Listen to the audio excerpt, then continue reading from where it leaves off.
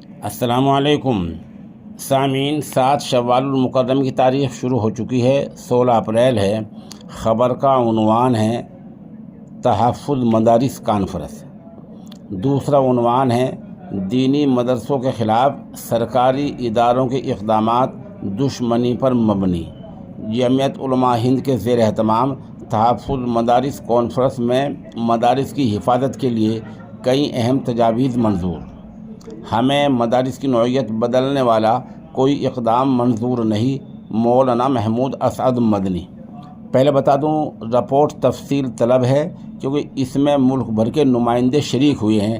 کئی منٹ کی رپورٹ ہے، پوری پڑھ کر سنایا دیتا ہوں، جس کے لیے میں ریاست آسام سے مولانا ناظم صاحب کا شکر گزار ہوں۔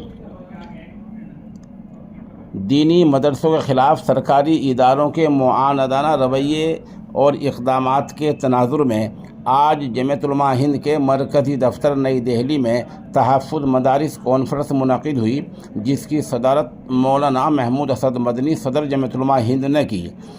کانفرنس میں دارالعلوم دیوبند، دارالعلوم وقف دیوبند، مظاہر علوم سمیت اتر پردیش اشرف المدارس ہردوئی کے سبھی اہم اداروں کے محتمم ذمہ دار حضرات شریک ہوئے۔ صدارتی خطاب میں مولانا محمود اسعد مدنی نے کہا، دینی مدارس کا کردار اور ان کی اہمیت روز روشن کی طرح عیاں ہیں۔ آج بر صغیر میں جو مساجد آباد ہیں اور دینی تشخصات زندہ ہیں، ان کے پیچھے مدارس کی محنت کار فرما ہیں۔ در حقیقت ہمارے اکابر کے دو دوررس قیادت نے مدارس کا جو مستحکم نظام قائم کیا تھا، اس کی مثال پوری دنیا میں کہیں نہیں ملتی۔ ایسی عظیم نعمت کے تحفظ کے ہر ممکن جدوجہد اور حفاظتی تدابیر اختیار کرنا ہم سب کی ذمہ داری ہے۔ مولانا محمود مدنی نے آگے کہا، آج مختلف سطحوں پر جس طرح کا رویہ اختیار کیا جا رہا ہے، اس کے ازالے کے لیے ہمیں طویل مدتی پالیسی بنانی ہوگی اور ٹھوس مستحکم اقدامات کرنے ہوں گے۔ مولانا مدنی نے کہا، ہمارے ادارے کو بند کرنے یا اس کی نوعیت کو تبدیل کرنے پر پوری طاقت خرچ کی جا رہی ہے، لیکن ہم ایسا کوئی نظام قبول نہیں کریں گے۔ تاہم عصر حاضر کے تقاضوں کے مطابق ایسا نظام قائم کیا جائے گا جس کے تحت ہماری دینی تعلیم متاثر نہ ہو اور عصری تعلیم کے تقاضے بھی پورے ہو جائیں۔ مولانا مدنی نے کہا، ہمارے اکابر نے اہل مدارس کو سرکاری امداد نہ لینے سے متعلق جو مشورہ دیا تھا، اس کی حقیقت واضح ہو گئی ہے۔ اس لیے ہمیں سرکاری امداد سے بہر صورت اجتناب کرنا ہے۔ مولانا مدنی نے ICSE کی طرح ایک آزاد تعلیمی بورڈ قائم کرنے کی بھی وکالت کی اور کہا، اگر ایسا نظام بن جائے تو تعلیمی میدان میں ایک نئے باب کا اضافہ ہوگا۔ دارالعلوم وقف دیوبند کے محتمم مولانا محمد سفیان قاسمی نے ذمہ داران مدارس کو مشورہ دیا کہ حساب و کتاب کو ہر حال میں درست رکھیں، نیز قلیل مدتی کم مدتی پلان کے تحت مدارس کے ساتھ پرائمری اسکول کے قیام پر توجہ دینی چاہیے۔ انہوں نے جمعیت علماء ہند کے کردار پر روشنی ڈالتے ہوئے کہا، جمعیت نے ہر موقع پر ملت کی رہنمائی کی ہے، اس لیے دارالعلوم دیوبند کے اشتراک سے اگر مدارس کے لیے کوئی لاہ عمل بنایا جائے تو یہ ایک بہترین قدم ہوگا۔ دارالعلوم دیوبند کے نائب محتمم مولانا مفتی محمد راشد اعظمی نے کہا، مدارس و مکاتب اسلام کے چراغ ہیں، ان کی وجہ سے ہم سب ایمان والے ہیں۔ انہوں نے کہا، آزاد مدارس کو کبھی بھی سرکاری امداد نہیں لینی چاہیے، اس سے بہت بڑا نقصان ہوگا۔ تاہم بورڈ کے مدرسوں کی بقا بھی اہم ہے۔ دارالعلوم دیوبند کے رکن شورا مولانا رحمت اللہ میر کشمیری نے کہا، ہمیں اپنے اکابر بالخصوص مولانا قاسم نانوتوی اور حضرت شیخ الہند کے کردار کو سامنے رکھنا چاہیے۔ حضرت شیخ الہند نے جامعہ ملیہ اسلامیہ کی بنیاد رکھی، اس سے ہمیں نصیحت ملتی ہے کہ ہمارے اکابر جدید تعلیم کو فروغ دیتے تھے۔ نائب امیر الہند مولانا مفتی سلمان منصور پوری نے کہا، اگر مدارس کا سلسلہ جاری رہے گا تو دین کا سلسلہ جاری رہے گا، ورنہ دین کے فروغ میں بہت بڑی رکاوٹ کھڑی ہو جائے گی۔ انہوں نے کہا کہ جمعیت علماء ہند حکومت کی طرف سے کی جا رہی منفی یعنی غلط کارروائیوں کا پوری قوت سے مقابلہ کر رہی ہے، تاہم دینی مدارس کے وفاق اور رابطہ مدارس کے اشتراک سے ایک ٹھوس لائحہ عمل پیش کرنے کی ضرورت ہے۔ مولانا سید مفتی محمد صالح امین عام مدرسہ مظاہر علوم سہارنپور نے مدارس سے متعلق کارروائیوں پر نگاہ رکھنے کے لیے ایک مستقل ذیلی کمیٹی بنانے کی تجویز پیش کی۔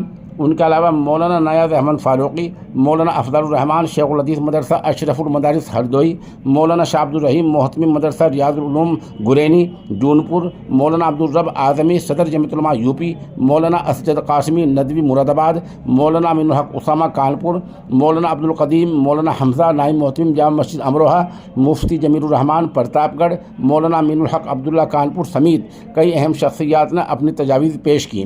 اجلاس میں نظامت کی ذمہ داری ناظم عمومی جمعیت العلماء ہند مولانا محمد حکیم الدین قاسمی نے ادا کی۔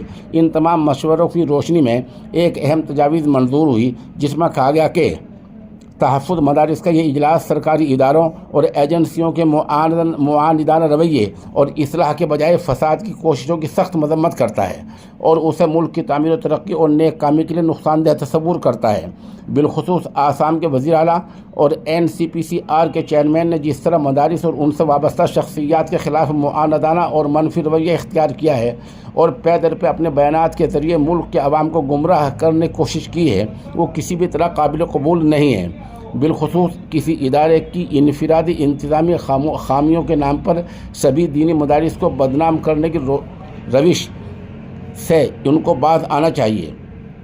تجاویز میں مزید کہا گیا کہ آزاد پرائیویٹ مدارس RTE ایکٹ کی شق 5 کے تحت مستثنیٰ ہیں، الگ ہیں، لیکن جس طرح اس ملک میں آزاد دینی مدارس کو نشانہ بنایا جا رہا ہے، ان کی تعلیمی حیثیت و اہمیت پر تنقید کی جا رہی ہے، اس کے بند نظر لانگ ٹرم میں اس کے اثرات مرتب ہونے کا غالب گمان ہے۔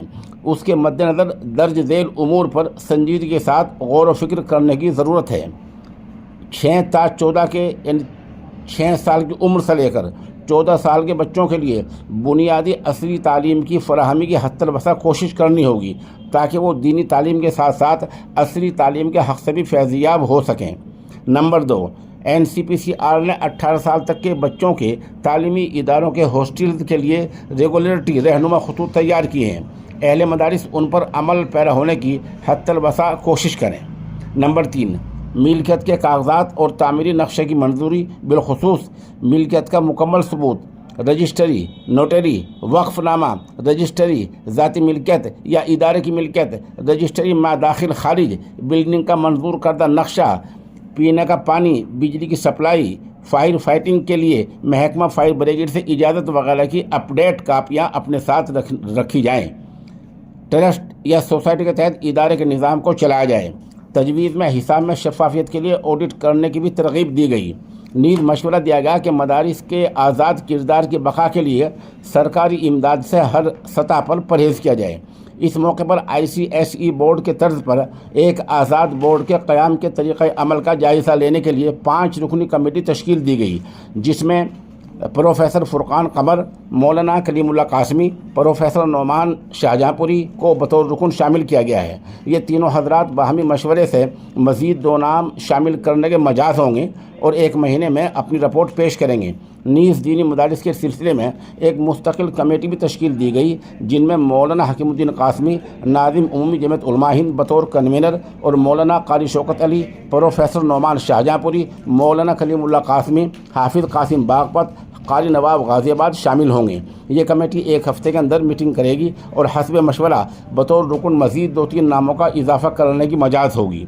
اجلاس میں مولانا محمود مدنی، ناظم اعلیٰ جمعیت علماء اتر پردیش، اجلاس میں ناظم مولانا محمود مدنی، ادھر ذہین احمد، مولانا محمد سالم قاسمی، مولانا محمد عاقل گڑھی دولت، مولانا محمد حامد، مولانا عبد الرحیم رائے پوری، مولانا محمد خالد مسوری، مولانا توقیر جونپور، مولانا اسد جونپور، مولانا محمد عباس، مولانا محمد حمزہ امروہہ، مولانا محمد یامین مبلغ دارالعلوم دیوبند، مفتی ظفر الدین قاسمی، مولانا علاء الدین مظفر نگر، حافظ عبدالحی خیر آباد، حافظ سعید احمد بہرائچ، قاری محمد یامین امروہہ، مفتی عبدالرحمان امروہہ، مفتی بنیامین مظفر نگر، حافظ قاسم، قاری محمد جعفر کھڈا، مولانا محمد سلمان، قاری امیر اعظم میرٹھ، مولانا ظہیر عالم، مولانا عرفان رامپور، قاری نواب، مفتی محمد حسن، مفتی قاسم رضی فیروز آباد، مولانا عابد قاسمی بلند شہر وغیرہ نے بھی شرکت کی اور اپنے خیالات کا اظہار کیا۔